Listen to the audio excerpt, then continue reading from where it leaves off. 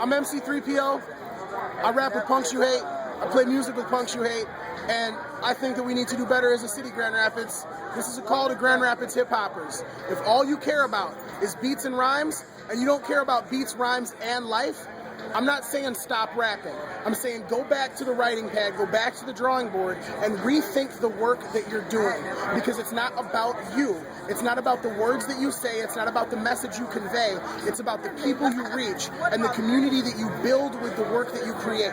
So first of all, if you don't have anything to give to your community yet, you can give whatever you want out to the community creatively. Don't expect anything back because you haven't shown an investment in the city that you want to help to launch you. Don't expect anybody to launch you that you're not trying to launch yourself. That goes for hip-hop, that goes for creativity in general, that goes for life in general. Oh my God, thank you. But that's us, so that's our work. If you want to work with us, we don't care what you do. If you're a hip-hopper, whatever. If you're a musician, whatever. If you're creative, if you're not creative, if you just feel like there's some stuff that's moving in Grand Rapids and you'd like to see about a way that you could get involved, just talk to us. Punks You Hate, PUNKSUHATE @gmail.com.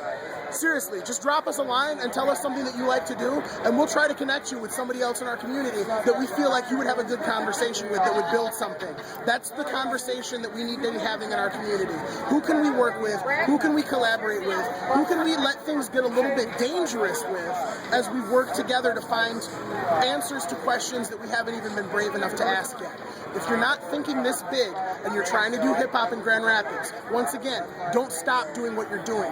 Continue, but maybe refocus, re-energize, and reapply yourself to doing work that's about more than just the 3 minutes and 30 seconds that you want somebody to like on YouTube, and becomes about the 33 or the 333 years that your city has in its future, and the part that you feel that your music can help to play in bringing that city to where it wants to be.